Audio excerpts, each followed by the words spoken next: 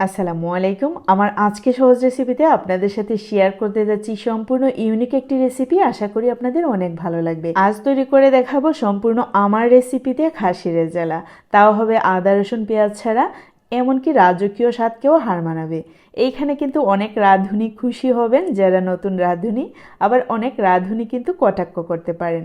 আশা করি রেসিপি বাসায় ট্রাই করলেই বুঝতে পারবেন। এই হাঁড়িতে নিয়েছি প্রায় 2.5 কেজির মতো খাসির মাংস। দেখতেই পাচ্ছেন অনেক বড় বড় টুকরো আছে, আর প্রতিটা টুকরোতে হাড় আছে প্লাস মাংস আছে।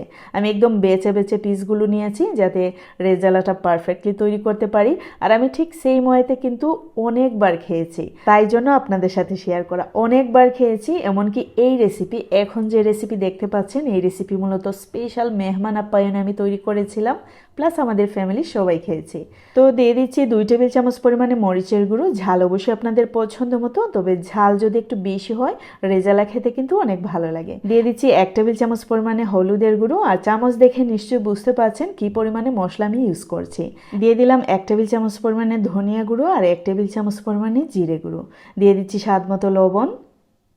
রিকোয়েস্ট থাকবে বাসায় সেই ময়েতে একবার হলেও ট্রাই করার জন্য। আশা করি ফেইলিওর হবেন না, অনেক ভালো লাগবে, সবাই খেয়ে কিন্তু অনেক প্রশংসা করবে।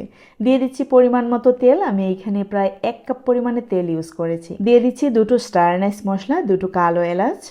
এই মশলাটুকু অবশ্যই আপনারা ইউজ করতে হবে। দিয়ে দিচ্ছি হাফ জয়ত্রী। আর এইখানে আছে 3 থেকে 4টি তেজপাতা একটু কেটে নিয়েছি, 4 থেকে 5 টুকরো দারুচিনি আর 6 থেকে 7টি সবুজ এলাচ।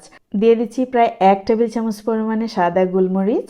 আর এইখানে অবশ্যই সাদা গোলমরিচটা ইউজ করার চেষ্টা করবেন। আর আপনাদের যদি ইচ্ছে হয় সম্পূর্ণ মশলা একটু ভেজে ব্লেন্ড করে নিতে পারেন, অথবা পাটায় পিষে গুঁড়ো করেও দিতে পারেন, তাতে কোনো প্রবলেম নেই। এইখানে আমি আস্ত ইউজ করলাম।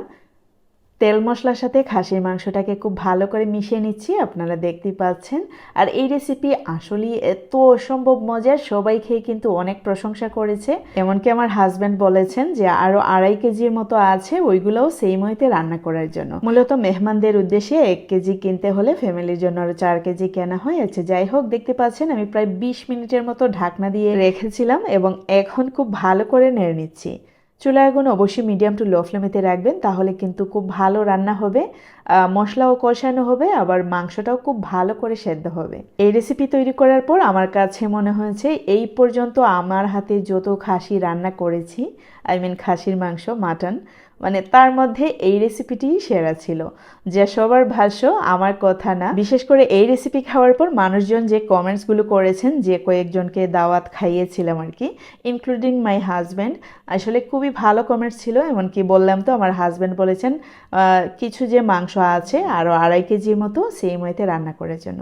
অবশ্যই আপনারা স্টেপ বাই স্টেপ খেয়াল রাখবেন আর ঠিক সেই মইতে রান্না করার চেষ্টা করবেন। আর আপনারা নিশ্চয়ই খেয়াল করেছেন আমি কিন্তু এইখানে একটি টমেটো ইউজ করেছি। আর অবশ্যই চেষ্টা করবেন 1টি অথবা সর্বোচ্চ 2টো টমেটো ইউজ করার জন্য, তা না হলে কিন্তু এই রেসিপির পারফেক্ট টেস্ট আপনারা ফিল করতে পারবেন না। তো দেখতে পেলেন আমি কিন্তু এইখানে 300 ml এর মতো দুধ দিয়েছি, গরুর দুধ, আর 300 গ্রামের মতো কাজু বাদাম একসাথে ব্লেন্ড করে নিয়েছিলাম, আপনারা দেখেছেন নিশ্চয় প্রথম দিকে। আর দিয়ে দিলাম ফুল 2 টেবিল চামচ পরিমাণে টক দই। যেহেতু আমরা এই রেসিপিতে আদা রসুন পেঁয়াজ ইউজ করি নাই, সেহেতু আমি যে যে ইনগ্রিডিয়েন্টসগুলো ইউজ করেছি অবশ্যই আপনারা চেষ্টা করবেন সেম ওয়েতে রান্না করার আর সেম ইনগ্রিডিয়েন্টস ইউজ করার, তাহলেই রাজকীয় স্বাদ ফিল করতে পারবেন। মশলার কম বেশ হতে পারে, তবে অবশ্যই চেষ্টা করবেন সবগুলো উপাদান ঠিক রাখার জন্য। এইখানে কিন্তু আমি দুধ এবং বাদামের সমপরিমাণ পানিও ইউজ করেছিলাম, আপনারা নিশ্চয়ই খেয়াল করেছেন। আমি কথা বলতে বলতে আসলে অনেক কিছু স্কিপ করে যাচ্ছি, তবে আশা করি আপনাদেরকে বুঝাতে পেরেছি। এইখানে আমি আর কোনো এক্সট্রা পানি ইউজ করিনি। যখন বাদাম এবং দুধের পানি ইউজ করেছিলাম তখনই সমপরিমাণে পানি ইউজ করেছিলাম, আর কোনো পানি ইউজ করি নাই। তো একদমই কিন্তু চুলার আগুন মিডিয়াম টু লো ফ্লেমে রেখে আমি একদম একতালে জাল করে নিয়েছি। আর আমার খাসির রেজালা সম্পূর্ণই রেডি। মূলত এই রেসিপি যখন আমি করেছিলাম 1 ঘন্টা পরেই আমাদের বাসায় মেহমান এসেছিলেন, তাই জন্য আপনাদেরকে বাটিতে নিয়ে আর দেখাতে পারিনি, এমনকি তাদের সামনে যে দিয়েছিলাম ওইটাও কিন্তু ক্যাপচার করতে পারিনি ঝামেলার মধ্যে। যাই হোক, অনেক সুস্বাদু, একদম বলতে পারেন রাজকীয় স্বাদের ঊর্ধ্বে। এই রেসিপি খেয়ে কিন্তু সবাই খুব সুন্দর সুন্দর কমপ্লিমেন্টস করেছিলেন। রিয়েলি আমার মনটা একদম ভরে গিয়েছিল। আর বিশেষ করে যখন আমার হাজব্যান্ড বলেছিলেন সেই মতে নেক্সট রেসিপি করার, যদিও বাসায় তৈরি করব। আর এই রেসিপি আপনাদের সাথে শেয়ার করা আশা করি আপনাদের অনেক ভালো লেগেছে। ভালো লাগলে বাসায় ট্রাই করতে ভুলবেন না। আর কমেন্ট সেকশন তো সবসময় খোলা আছে, সেম ওয়েতে ট্রাই করার পর অবশ্যই আমাকে কমেন্টস করে জানাবেন। এটি সম্পূর্ণই আমার রেসিপি, আমার মনে হয় না ইউটিউবে এই রেসিপি আছে বলে। খাসির রেজালা আছে, বাট আদা রসুন পেঁয়াজ ছাড়া নাই। আজকে পর্যন্তই। See you in the next video. Till then, bye, আল্লাহ হাফেজ।